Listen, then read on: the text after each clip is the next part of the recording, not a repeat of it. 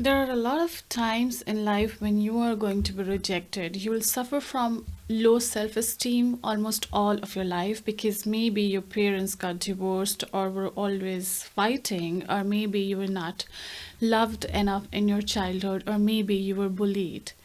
You were told you're not sufficient, you are a failure, and you're meant to be a loser.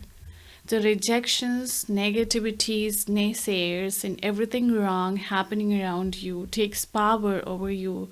Your lack of self worth, confidence, and self esteem probably becomes a reason that you start having mental health issues like depression or even worse, bipolar disease. Love and validation is all you seek, and you get it nowhere. You think you're lacking the world of support. The life keeps going anyway, and you must show up for yourself in all the circumstances. In all the adversities, if you choose to show up for yourself every day with being very confident of who you are, which is definitely a journey in itself, you may win the world. Or even if you don't, you know you have loved yourself dearly, and that is enough. Same is the story of Rachel Slawson.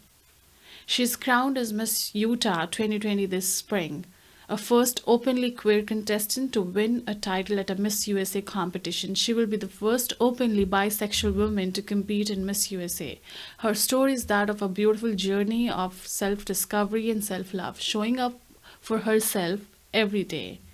Her parents divorced when she was 15. She internalized a lot of things they said to each other and lacked self esteem. She was diagnosed with bipolar disease.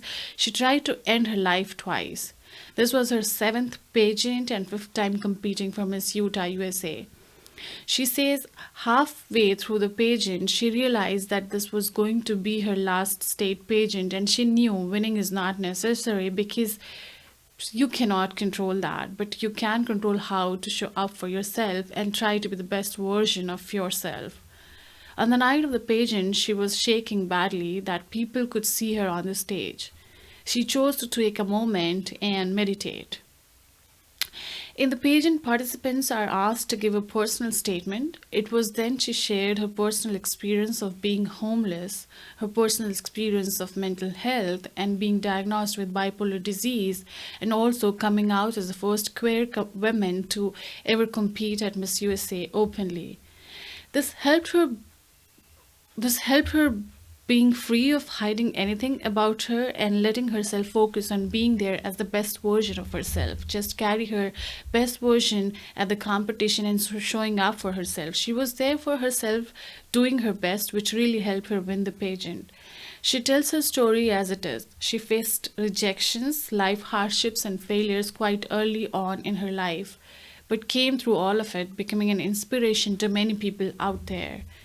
A pageant winner or not, just choosing to be her own reason to always believe in herself against all the odds is the reason we want to highlight her story. She's a hero and her story is worth the celebration. She ends the video saying, "I'm why." To quote her, she says, "I am my why. I am my own why. The only reason to be here is the fact that I am. The only reason you need to be here is the fact that you are here. Be your own mental health advocate and share a story. Anyone talking negative about you has to do with them and not you. When the darkness in the tunnel never seems to end, know that your own light will help you get through it. Choose to love yourself and be your own best friend. Take it one day at a time and just be them.